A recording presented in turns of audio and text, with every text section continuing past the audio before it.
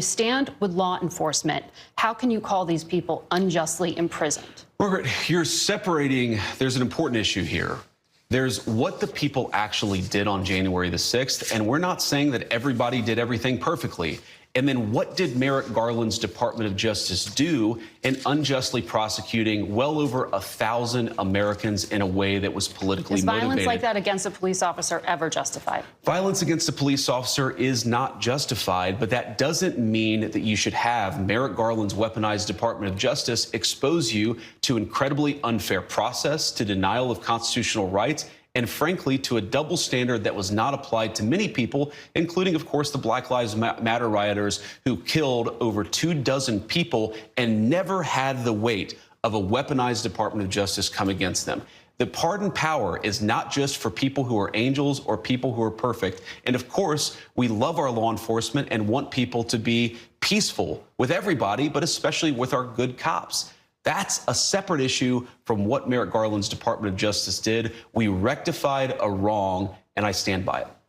That was beautiful, honestly. You can see how JD Vance is handling this interview from this smug reporter brilliantly. It is amazing to watch. He's probably the best vice president we could have asked for. Let's watch. And this is, I think, one of the fundamental premises of President Trump's leadership. The American people should expect more of their government. When there's a terrible disaster, they should expect food, medicine, and water to get to the people who need it. When there's a terrible fire in California, the fire hydrants ought to actually turn on. I am sick of the American people having such low expectations for their government. They should demand more of us because this is the greatest country in the world, and that's what Donald Trump's leadership promises to bring back. Amazing. He's 100% right about this. We should demand more from our government. And Donald Trump is probably going to deliver on all of the promises that he made during the campaign. We will see. Well, Margaret, I don't agree that all these immigrants or all these refugees have been properly vetted. In fact, we know that there are cases of people who allegedly were properly vetted and then were literally planning terrorist attacks on our country. That happened during the campaign, if you may remember. So clearly not all of these foreign nationals have been properly vetted. But there are 30,000 people in the pipeline. Afghan refugees. But my primary concern as the vice president, Margaret, is to look after the American people. And now that we know that we have vetting problems with a lot of these refugee programs, we absolutely cannot unleash thousands of unvetted people into our country. These people are vetted. Good. These people are vetted. Just like the guy who planned a terrorist attack in Oklahoma a few months ago, he was allegedly properly vetted, and many people in the media and the Democratic Party said that he was properly vetted. Clearly he wasn't. I don't want my children to share a neighborhood with people who are not properly vetted, and because I don't want it for my kids, I'm not going to force any other American citizens' kids to do that either. I think he's got a point right there. I think he's right about this. He doesn't really care. He doesn't want these immigrants that are terrorists basically near his children. He's not in favor of illegal immigration, and he's explaining it exactly brilliantly in this clip. Why? Well, this is a country founded by immigrants.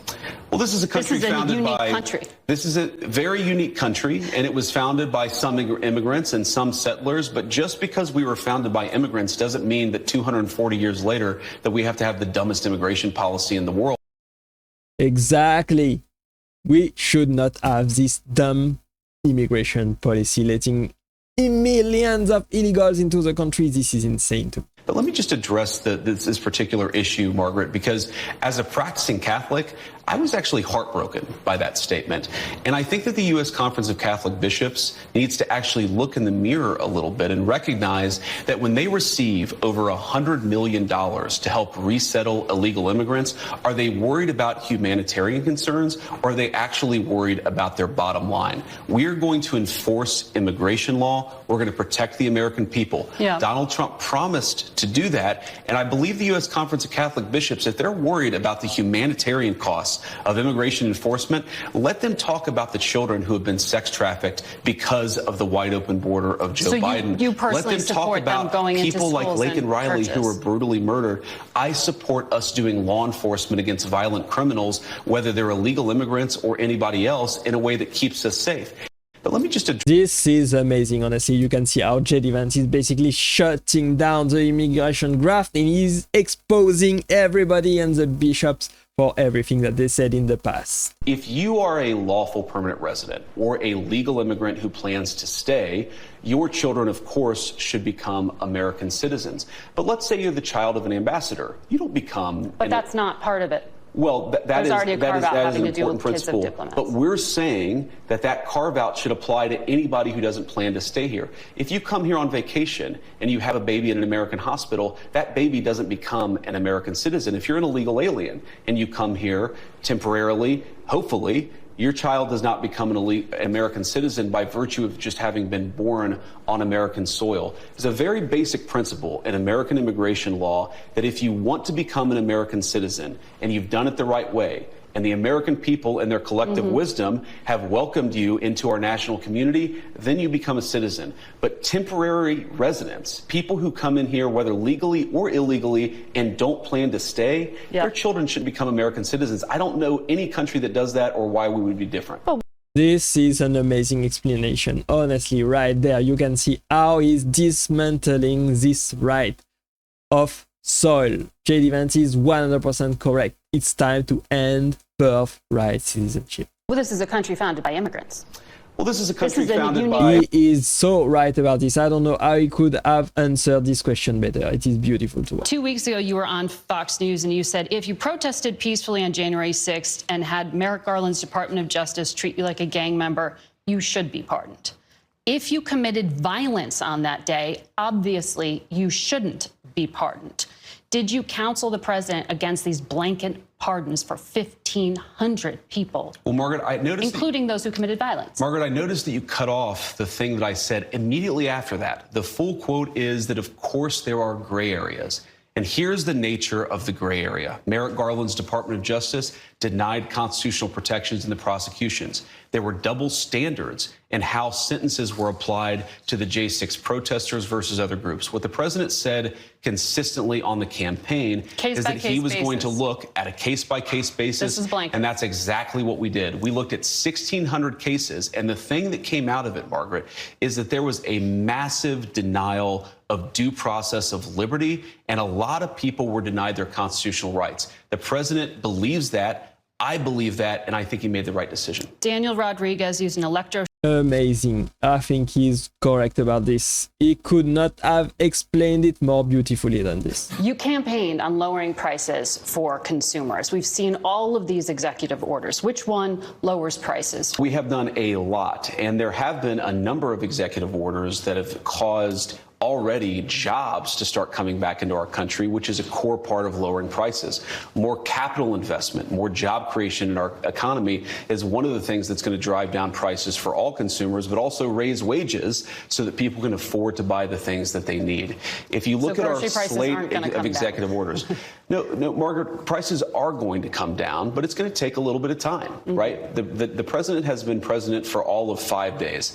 I think that in those 5 days, he's accomplished more than Joe Biden did in 4 years. It's been an incredible breakneck pace of activity. We're going to work with Congress. We're, of course, going to have more executive orders, and we're going to try the way that you lower prices is that you encourage more capital investment into our country. And yes, you campaigned on. That's amazing. Honestly, people voted for Trump and JD Vance ultimately for the economy. They know how Trump is a businessman. He knows how to make great deals, and he is going to handle the economy beautifully, lowering the price of goods and as well as lowering inflation and making the cost of living much more affordable. People are very trustful in Donald Trump for the economy topic. A lot of things that contributed to higher energy prices, and there was record oil and gas production. Yes, Joe Biden did many terrible things to lead to an increase in prices. I agree, Margaret. No, but all the things you experience at the grocery store are what people touch and feel. That's what you were talking about, bacon on the campaign trail. Of course, of course. Those things. When do consumers actually get to touch and feel a difference in their lives? Well, Margaret, how does bacon get to the grocery store? It comes on trucks that are fueled by diesel fuel. If the diesel's way too expensive, the bacon's going to become more expensive. How do we grow the bacon? Our farmers need energy to produce it. So if we lower energy prices, we are going to see lower prices for consumers, and that is what we're trying to fight for. A lot of things That sounds amazing, honestly. Energy is the base of everything. It is what we need to produce anything, honestly. And if energy prices are lower, everybody's going to be better. We have to do a better job. We need competent, good governance. Now, that doesn't mean you can't criticize the governor of California for, I think, some very bad decisions over a very long period of time. I mean, some of these reservoirs have been dry for 15, 20 years. The fire hydrants are being reported as going dry while the firefighters are trying to put out these fires. There is a serious lack of competent governance in California, and I think it's part of the reason why these fires have gotten so bad. We need to do a better job at both the state and federal level. Just look how he handled how these Democrats in California have done a terrible job right there. They are honestly Gavin Newsom and Karen Bass responsible for the wildfire rage that is going through Los Angeles, and he's handled the question beautifully. He knows what has to be done, and he's probably gonna put everything on the table to do it. Now, I hesitate to give you all advice because I can see there are young and old people who have been in the pro-life movement, some of you for longer than I've even been alive, and I'm grateful to you.